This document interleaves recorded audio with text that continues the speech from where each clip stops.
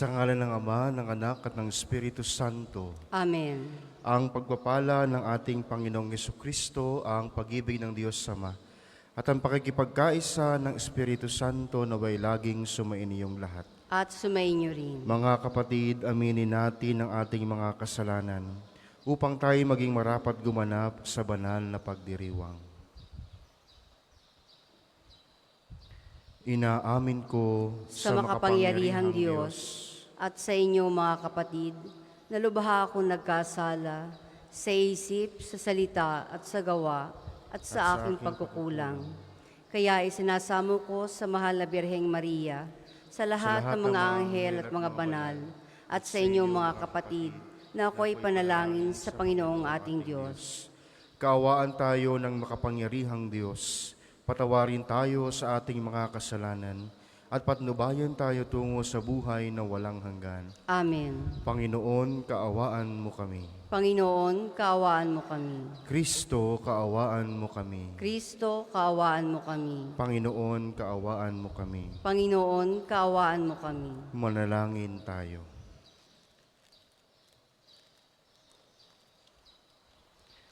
Ama naming makapangyarihan, dinaramayan mo ang mga kadalamhati.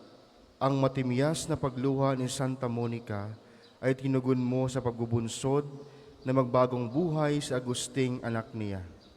Bilang tugon sa kanilang magkatuwang na pananalangin, loobin mong aming tangisan ang pagsuway namin at marapatin mong ang kapatawaran mo ay aming kamtin sa pamamagitan ni Jesucristo kasama ng Espiritu Santo magpa sa walang hanggan. Amen.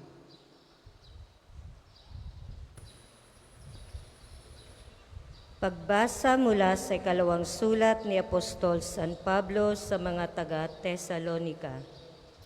Tungkol naman sa pagparito ng ating Panginoong Hesukristo at sa pagtitipon niya sa atin, ipinamamanhik namin sa inyo, mga kapatid, na huwag kayong magugulat agad o mababahala sa balitang dumating na ang araw ng Panginoon.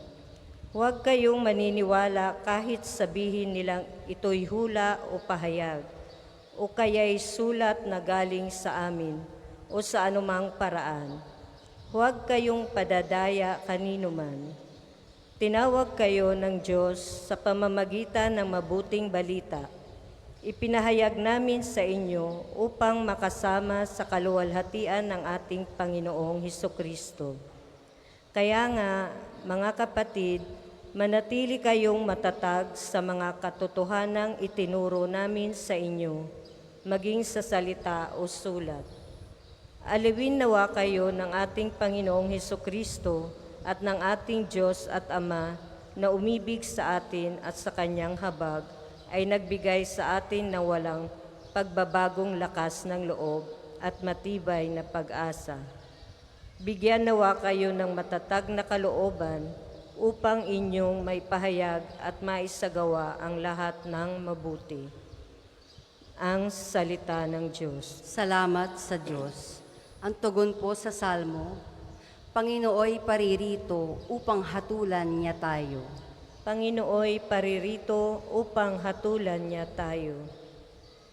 Panginooy siyang hari sa daigdig ay sabihin, sanlibutan ay matatag na kahit ito ay ugain. Sa paghatol sa nilikha, lahat ay pantay sa paningin. Panginooy paririto upang hatulan niya tayo. Lupa't langit ay magsaya, umugong ang kalaliman.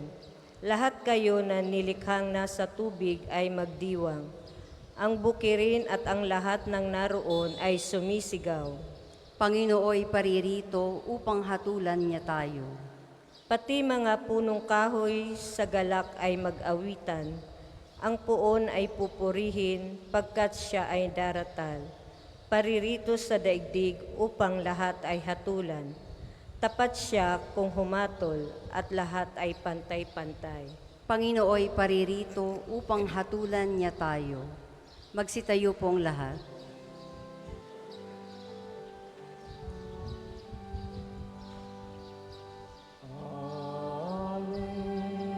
Alleluia.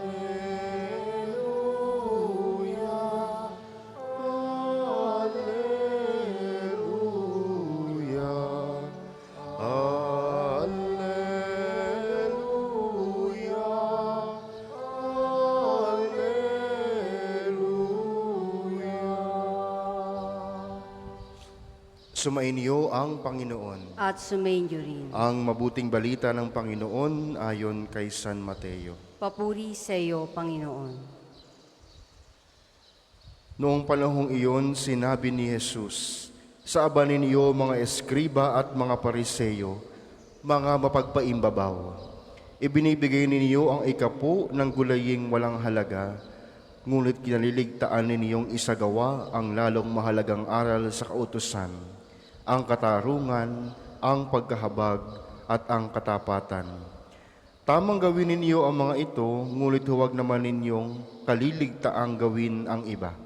Mga bulag na taga-akay, sinasala ninyo ang niknik sa inyong inumin, ngunit nilulunok ninyo ang kamelyo.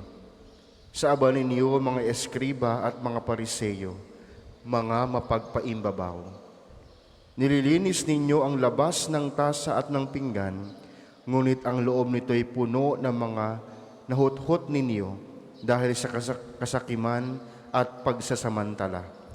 Bulag na pariseyo, linisin mo muna ang nasa loob ng tasa at ng pinggan, at magiging madinis din ang labas nito. Ang mabuting balita ng Panginoon. Pinupuri ka namin, Panginoong Hesukristo. Magandang umaga po sa inyong lahat, mga kapatid. Magandang umaga po, Father. Ngayong araw ating ginagunita si Santa Monica, ang nanay ni San Agustin ng Ipona. Mga kapatid, sa ating paggunita sa babaeng ito, isang banal, isang nanay, ang kanyang halimbawa ay dapat nating tularan. Sa Ebanghelyo, narinig natin ang muling pinaalahanan ni Jesus ang mga eskriba at mga pariseyo. Sinabihan niya sila na mapagpaimbabaw. Tayong lahat, bilang tao, ay gusto natin maayos, malinis, loob at labas. Ganun tayong mga tao. Halimbawa sa bahay, hindi lamang dahil tayo may bisita, naghahanda, nag-aayos tayo ng ating bahay para sa ating ding sariling kapakanan. At iyon naman talaga ang dapat nating gawin. Dapat din nating makita ang kahalagahan ng kalinisan ng ating panlabas na anyo at panloob. Maganda na rin itong pagnilayan sapagkat iyon ang isa sa mga ikinagagalit ng ating Panginoon. Alam po ninyo, ang ating ebanghelyo ngayon ay karugtong ng ebanghelyo kahapon tungkol sa mga paalaala ng ating Panginoong Hesus sa mga eskriba at mga pariseyo. Na dapat makita nila hindi lamang ang kamalian ng iba, kundi makita nila at masuri nila lalong-lalo na ang kanilang sarili. Dapat hindi lamang makita ang panlabas na anyo bilang maganda o bilang maayos, kundi lalo't higit makita ang panloob. Papaano natin makikita na malinis din ang ating kalooban? Walang iba, mga kapatid, kundi sa ating maayos na pakikipagrelasyon sa ating kapwa-tao. Kapag nakikita natin ang ating sarili na maayos, ang ating pakikipagkapwa-tao, ang ating pakikitungo sa ibang tao, malamang sa malamang, ang ating kalooban ay busilak din, malinis din, katulad ni Santa Monica. Si Santa Monica, bata na nag-asawa. In fact, pwede nating masabi na medyo pinilit siya na mag-asawa sa murang edad sa isang pagano na ang pangalay Patricio. Si Santa Monica ay a fervent Catholic, a fervent Christian. Pero yung napangasawa niya, hindi Kristiyano, isang pagano. At sa kanilang pamumuhay bilang mag-asawa, kasama niya yung kanyang biyenang babae. Itong biyenang babae at asawa niya, medyo hindi maganda ang pakikitungo sa kaniya. But because of her constant prayer, later on, nabago na-convert yung kanyang biyenang babae at asawa. Hindi lang iyon yung naging pagsubok para kay Santa Monica. Kahit mismo ang kanyang anak, na medyo pasaway, na tumatangkilik sa tawag ng laman, naging pagsubok nito kay Santa Monica. Kaya hindi maitatanggi na dapat siyang ituring na banal sapagkat sa kanyang pagdarasal na walang tigil, walang kapaguran, ang kanyang anak ay naging isang Kristiyano, naging obispo pa nga, at ngayon naging santo pa. Walang imposible sa busilak na kalooban. Walang imposible sa nanay na handang magsakripisyo para sa kaniyang pamilya. Kaya kung kayo po gusto niyo maging santo, maging banal, at ang inyong asawa at anak ay pasaway, baka ayan yung maging daan para din kayo ay maging banal. Kaya mga kapatid, kung talagang busilak ang ating kalooban at hindi tayo pakitang tao, hindi tayo ipokrito na binabanggit sa ating ebanghelyo ngayong araw ng ating Panginoong Hesus, naway makita natin ang ating sarili na busilak ang kalooban, malinis ang pagkatao, handang tumugon sa pangangailangan ng mga taong may mas higit na pangangailangan kaysa sa atin. Sana ay pagkalooban tayo ng Diyos ng busilak na puso, katulad ng kay Santa Monica, handang magsakripisyo para sa pagbabago ng kaniyang pamilya. Sa ating pagdiriwang ng Banal na Eucharistia, anuman ang ating intensyon, naway huwag nating kalimutan na ipagdasal ang ating sarili na maging katulad tayo ni Santa Monica. Bagamat bugbog na sa pagsubok bilang may bahay, bilang ina, hindi ito naging dahilan para tumigil magdasal, para ang Diyos ay baguhin ang kanyang anak, ang kanyang asawa, at ang kaniyang biyanan. Dumalangin tayo sa pamamagitan ni Santo Padre Pio na magkaroon lagi ng pusong handang tumugon sa pangailangan ng ibang tao at hindi sariling kapakanan lamang ang iniisip.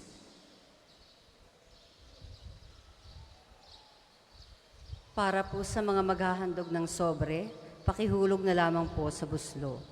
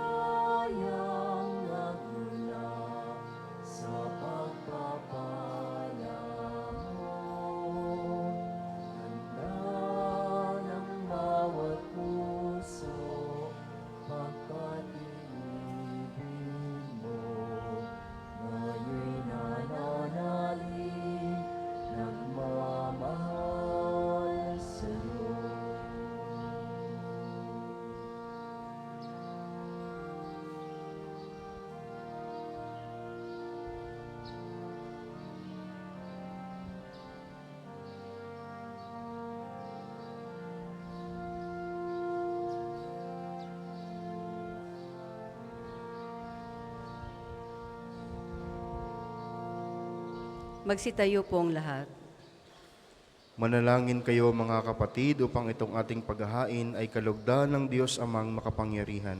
Tanggapin nawa ng Panginoon itong paghahain sa iyong mga kamay, sa kapurihan niya at karangalan, sa ating kapakinabangan at sa buong sambayanan niyang banal. Ama naming lumikha, inihahain namin ang mga alay sa iyong dambana.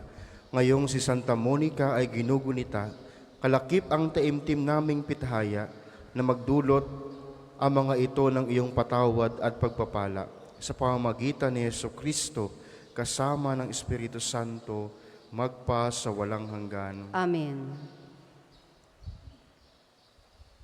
Sumainyo ang Panginoon. At sumainyo rin. Itaas sa Diyos ang inyong puso at diwa. Itinaas na namin sa Panginoon. Pasalamatan natin ang Panginoong ating Diyos. Marapat na siya ay pasalamatan. Ama naming makapangyarihan, tunay ang marapat na ikaw ay aming pasalamatan. Ngayong ikinagagalak naming may mga banal na tao na nagtalaga ng sarili sa anak mong si Jesucristo upang ipamalas nila ang paghahari mo at maakit ang kapwa na manalig sa iyo. Ngayon sa amin ibinibigay ng iyong anak na minamahal ang kabanalang iyong taglay at hangad mong kamtin ng tanan. Ito ang pinanggagalingang amin ngayong nililingon. Dito mo rin nais na kami makarating at humantong. Kaya kaisa ng mga anghel na nagsisiawit ng papuri sa iyo nang walang humpay sa kalangitan, kami nagbubunyi sa iyong kadakilaan.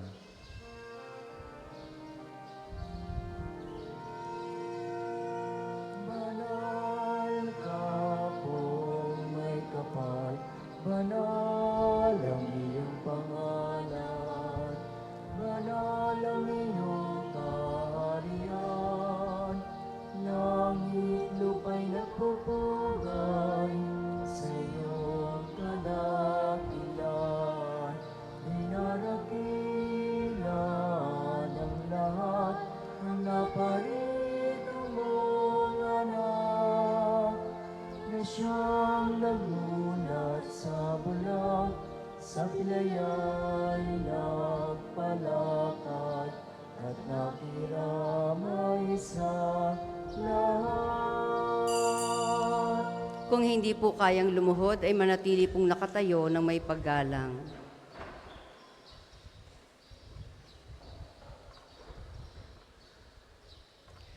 Ama naming banal, ikaw ang bukal ng tanang kabanalan, kaya't sa pamamagitan ng iyong Espiritu, gawin mong banal ang mga kaloob na ito upang para sa amin maging katawan at dugo ng aming Panginoong Hesukristo. Bago niya pinagtiis ang kusang loob na maging handog, hinawakan niya ang tinapay, pinasalamatan kaniya. Pinaghati-hati niya iyon, iniabot sa kanyang mga alagad at sinabi, "Tanggapin ninyong lahat ito at kanin. Ito ang aking katawan na iyahandog para sa inyo."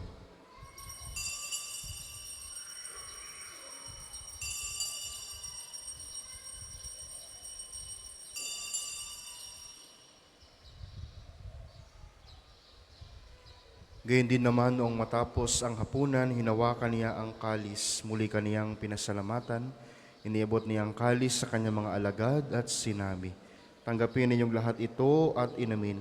Ito ang kalis ng aking dugo ng bago at walang hanggang tipan. Ang aking dugo na ibubuhos para sa inyo at para sa lahat. Sa pagpapatawad ng mga kasalanan, gawin ninyo ito sa pag-alaala sa akin."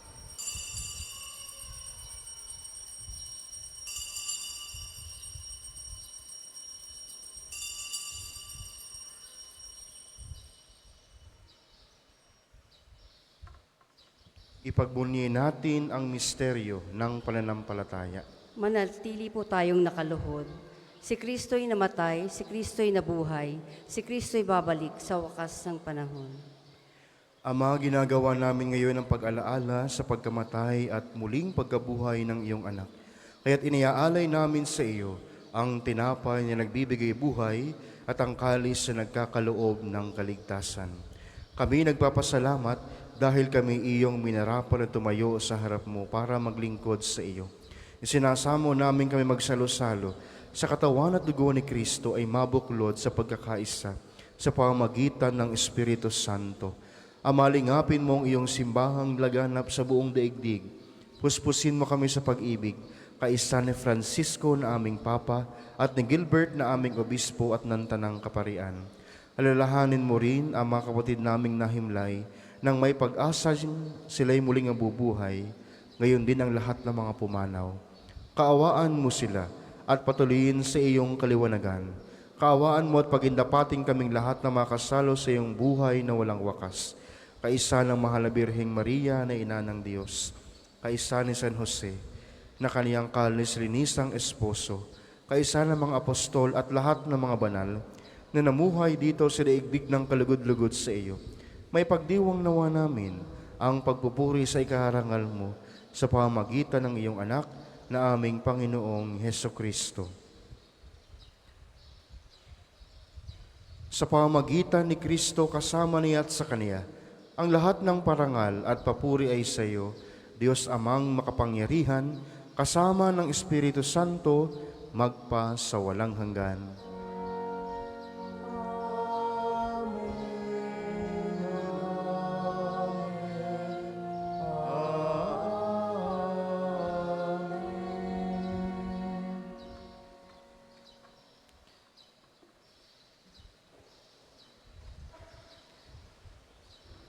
Sa tagubili ng manakagaling na utos at turo ni Jesus na Panginoon natin at Diyos, ipahayag natin ng lakas loob.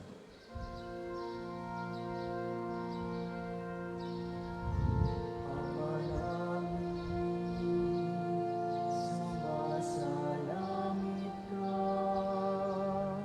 sambahin ang ngalan mo. Mapasanin ang kaharian mo, sundin ang loob mo, dito sa lupa para ng sa langit. Bigyan mo kami ngayon ng aming kakanin sa araw-araw.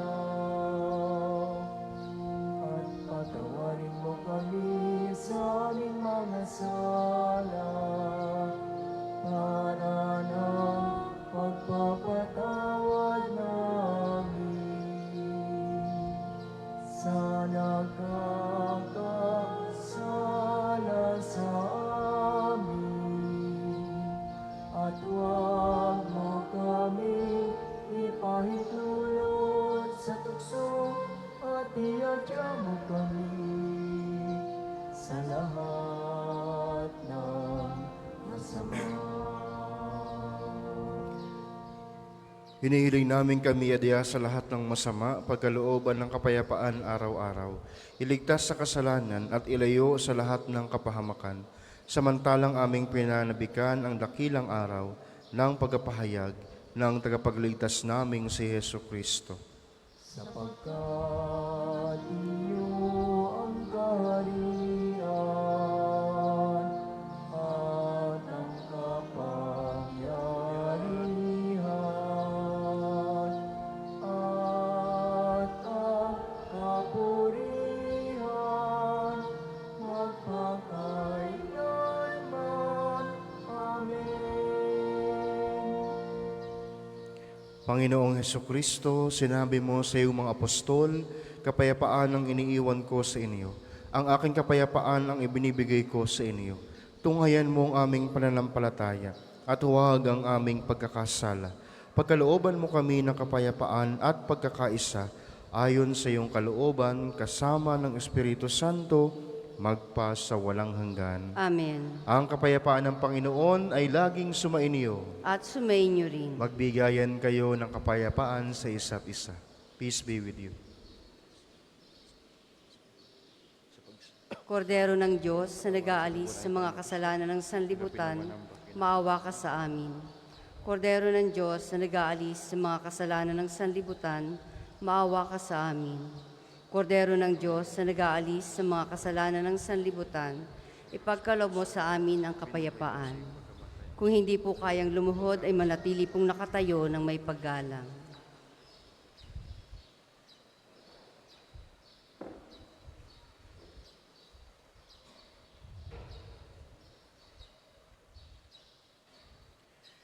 Ito ang kordero ng Diyos, ito ang nag-aalis ng kasalanan ng sanlibutan. Mapalad ang mga inaaniyahan sa kaniyang piging. Panginoon, hindi ako karapat-dapat na magpatuloy sa iyo. Ngunit sa isang salita mo lamang ay gagaling na ako.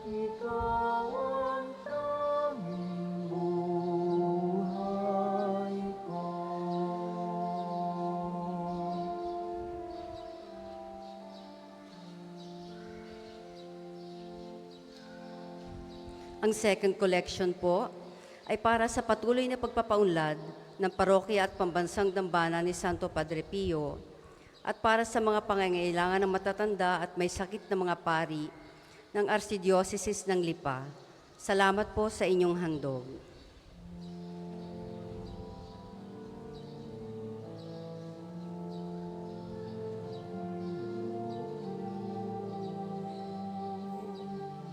narito ako, naghihintay sa utos mo. Lahat ng yaman ko ay alay ko sa'yo.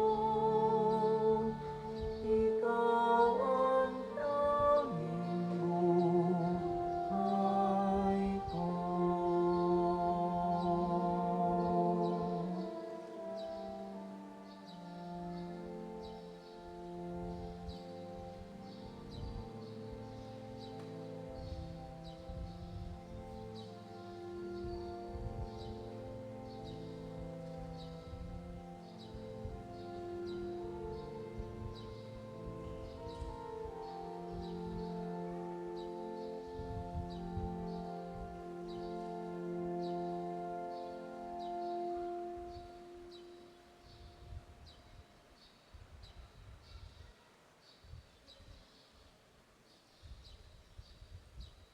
Tayo po ay magsitayo.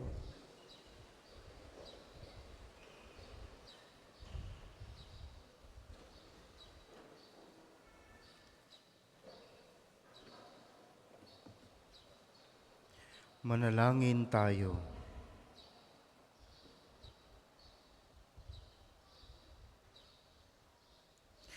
Ama naming ang pagmahal, kaming mga nakinabang ngayon, si Santa Monica ay pinarangalan, ay pagkalooban mong madalisay at matulungan ng aming pinagsaluhan sa pamamagitan ni Jesucristo kasama ng Espiritu Santo magpa sa walang hanggan. Amen. Panalangin ng pagtitiwala kay Santo Padre Pio. Padre Pio, taga Petrelcina, mongheng banal, pintakasing santo ng milenyong kasalukuyan, gabay namin sa pagtahak sa landasing makalangit, takbuhan sa pangangailangan, huwaran ng pagtitiis. Sa iyo namin inilalapit aming mga kagipitan. Sa iyo po binibilin kalusugan at kabuhayan.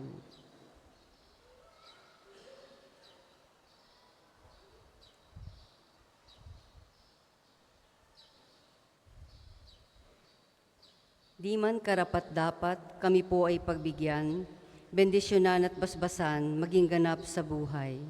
Lumayo nawa kami, umiwas sa kasalanan, lumapit lagi sa Diyos, maging matatag at matibay. Sa mabuting balita ng pagliligtas, turuan mo kami nawa. Sa tuwina ay makinig, magnilay at sumampalataya. Amin pong pakiusap itong mga kahilingan. Puso ay nagsisisi, nagtitikang taimtiman, di na muling magkasala, sunod lagi sa Diyos Amang, kaysa ng Espiritu at ni Jesus na tagapamagitan. Amen.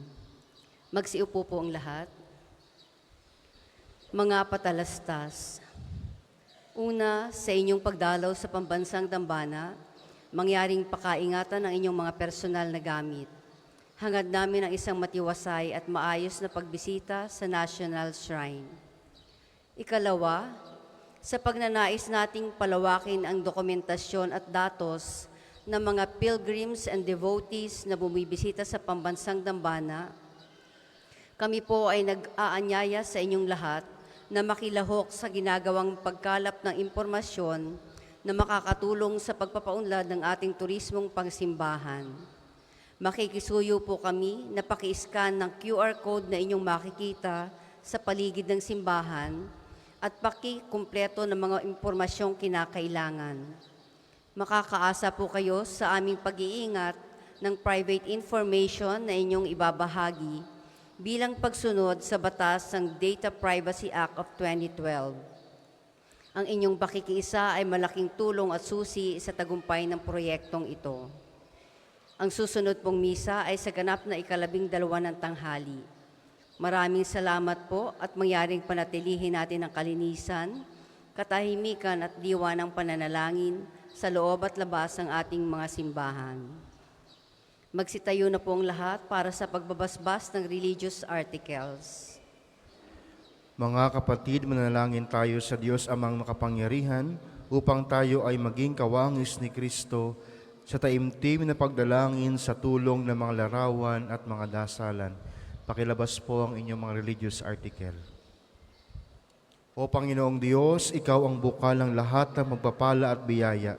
Ibuhos mo ang iyong bendisyon sa mga gamit na ito sa pananalangin na nagpapaalaala ng iyong kabutihan, kabanalan at pagmamahal sa amin, upang ang lahat ng dumulog at magdasal gamit ang mga ito ay magtamo ng iyong awa at biyaya. Loobin mong tularan nila ang kabanalan at aral ng Panginoon at ng mga santo magpa sa walang hanggan. Amen. Ama namin, sumasalangit ka, sambahin ang ngalan mo, mapasa amin ang kaharian mo, sundin ang loob mo dito sa lupa para nang sa langit. Bigyan mo kami ngayon ng aming kakanin sa araw-araw at patawarin mo kami sa aming mga sala para nang pagpapatawad namin sa mga nagkakasala sa amin at huwag mo kaming ipahintulot sa tukso at iadya mo kami sa lahat ng masama. Amen. Aba, Ginoong Maria, napupuno ka ng grasya, ang Panginoong Diyos ay sumasa iyo. Bukod kang pinagpala sa babaeng lahat, at pinagpala naman ang iyong anak na si Jesus. Santa Maria, Ina ng Diyos, ipanalangin mo kaming makasalanan, ngayon at kung kami mamamatay. Amen. Luwalhati sa Ama at sa Anak at sa Espiritu Santo, kapara nung unang-una, ngayon at magpasawalang hanggan. Amen. Ama namin, sumasalangit ka, sambahin ang ngalan mo, mapasa amin ang kaharian mo, sundin ang loob mo dito sa lupa para nang sa langit. Bigyan mo kami ngayon ng aming kakanin sa araw-araw at patawarin mo kami sa aming mga sala para nang pagpapatawad namin sa mga nagkakasala sa amin at huwag mo kaming ipahintulot sa tukso at iadya mo kami sa lahat ng masama. Amen. Aba, Ginoong Maria, napupuno ka ng grasya, ang Panginoong Diyos ay sumasa iyo. Bukod kang pinagpala sa babaeng lahat, at pinagpala naman ang iyong anak na si Jesus. Santa Maria, Ina ng Diyos, ipanalangin mo kaming makasalanan, ngayon at kung kami mamamatay. Amen. Luwalhati sa Ama at sa Anak at sa Espiritu Santo, kapara nung unang-una, ngayon at magpasawalang hanggan. Amen. Luwalhati sa Ama, sa Anak at sa Espiritu Santo, kapara nung unang-una, ngayon at magpasawalang hanggan. Amen. Luwalhati sa Ama at sa Anak at sa Espiritu Santo, kapara nung unang-una, ngayon at magpasawalang hanggan. Amen. Sumain niyo ang Panginoon. At sumayin niyo rin. Pagpalain kayo na makapangyarihang Diyos, Ama, Anak at Espiritu Santo. Amen. Tapos na ang misa, taglayin ninyo sa inyong pag-alis ang kapayapaan ni Kristo. Salamat sa Diyos.